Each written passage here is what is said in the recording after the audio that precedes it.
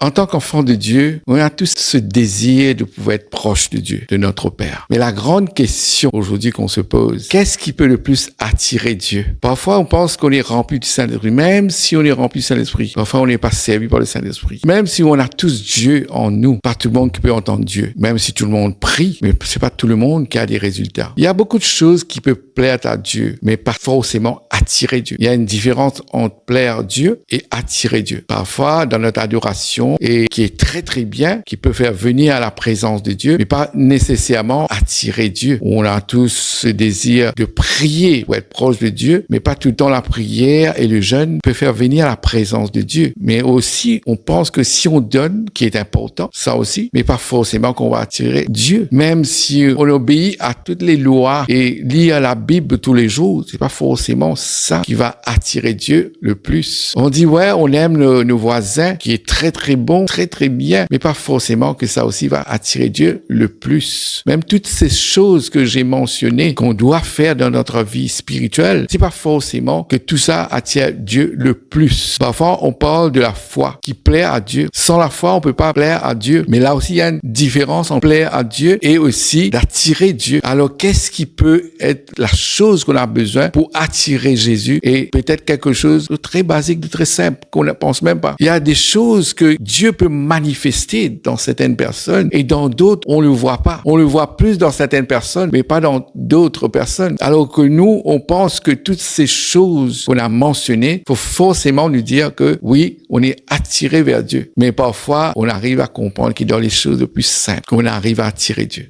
Et quelle est cette chose qui peut attirer, tant qu'on en parle, qui peut attirer Dieu le plus? Peut-être une chose très très simple qu'on a ratée. Peut-être qu'on pense que Dieu veut qu'on soit d'une certaine façon. Mais on n'a pas besoin de prouver à Dieu quelque chose, de faire quelque chose dans nos œuvres pour être attirant à Dieu. Mais aujourd'hui, peut-être que dans ta vie, tu as une mauvaise doctrine. C'est peut-être cette doctrine qui t'empêche de venir proche de Dieu et que tu as attiré vers Dieu. Cette chose-là, il faut le savoir. Mais en fin de compte, si on regarde tout l'ensemble de la Bible, on voit que Dieu a besoin qu'on s'approche de lui pour lui dire qu'on a besoin de lui. On a ce besoin de Dieu parce que même Jésus a dit qu'on ne pouvait rien faire sans moi. Mais aujourd'hui, notre vie ne reflète pas ça. On pense que ouais, moi je fais ceci, cela, je bâtis une maison, je fais cela. Mais est-ce qu'il y a Dieu dedans? Est-ce que quelque part, tu n'as pas eu besoin de Dieu pour que tu arrives à accomplir les choses que tu fais? La Bible nous dit dans 1 Chronique 16, verset 11, nous dit « Ayez recours à l'Éternel et à son appui, cherchez continuellement sa face. » La Bible nous dit « Cherchez continuellement sa face. » Donc, c'est pas quelque chose que quelqu'un t'a dit « Tu peux pas passer ton temps à chercher Dieu, laisse Dieu faire. » Non, Dieu qu'on le cherche éternellement tout le temps. Alors,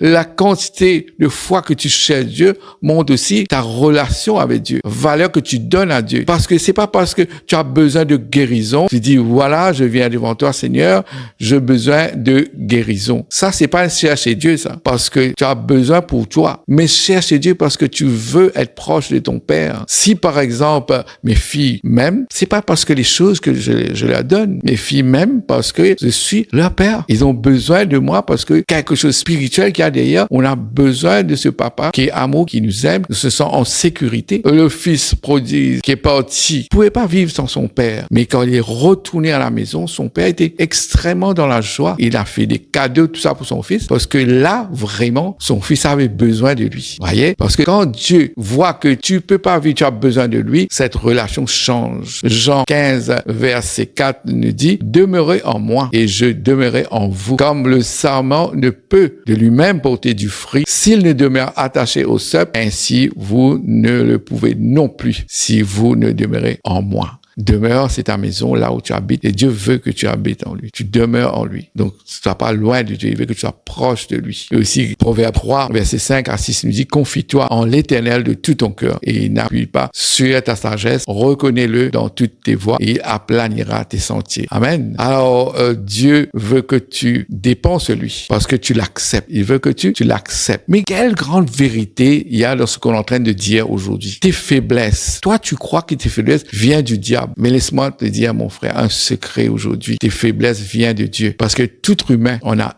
au moins une faiblesse. Au moins une, là-dedans, il doit y avoir. Mais on parle, bien sûr, des faiblesses que tu es né avec. Même Moïse avait un problème pour parler. Il bégayait, il y avait un problème. Parce que c'est comme si un appel pour lui dire que tu as besoin de Dieu. Même l'apôtre Paul, dans 2 Corinthiens 12, 7 à 8, nous dit, « Et pour que je ne sois pas enflé d'orgueil, à cause de l'excellence de ces révélations, il m'a été mis une écharde dans la chair, un ange de Satan pour me souffleter et m'empêcher de m'enorgueillir. 3 fois, j'ai prié le Seigneur de l'éloigner de moi. 3 fois, l'apôtre Paul disait qu'il a prié le Seigneur pour éloigner de cette écharde. Alors vous voyez, il avait besoin. Mais est-ce que dans ta vie, tu penses vraiment que tu as besoin de Dieu? Parce que tous les jours de ta vie, tu fais des choses, tu finis par croire que tu as plus besoin de Dieu. Mais en fin de compte, on a tous besoin de Dieu. Même Salomon, qui est dans sa sagesse qu'il avait, il avait des tentations. Il avait des choses, attirance avec les femmes, et il n'arrivait pas à contenir ça. Et lui-même qui dit après, tout est vanité. Pourquoi? Parce qu'il avait besoin de Dieu pour en sortir de ce péché-là. Mais quand cette faiblesse monte, cours vers Dieu. Parce que quand tu as ta faiblesse, que lui-même, il a créé en toi, cours vers Dieu. Parce que Dieu veut que tu viennes lui dire, voilà, j'ai besoin d'aide. Mais au départ, Dieu a mis quelque chose en toi pour que tu sais que tu dois aller vers Dieu pour ton secours. Mais si aujourd'hui, tu cours pas vers Dieu quand tu es dans ta faiblesse, tu sais que tu as un problème, mon frère, ma sœur. Parce que tu essaies de résoudre cette situation par toi-même. Je ne sais pas si tu as remarqué, quand tu es engagé avec Dieu, quand tu passes ton temps dans la parole, dans la prière et d'une façon consistante et tu commences à aimer Dieu, mais tu oublies les choses qui te mènent au péché. Parce que le péché, c'est parce qu'il y a toujours la place en toi pour autre chose. Tu laisses pas Dieu faire. Tout le temps, pose-toi la question. Quel est mes besoins pour Dieu? Est-ce qu'il y a quelque chose en moi que seul Dieu peut trouver une solution? C'est dans ton âme, tu peux pas laisser l'espace vide.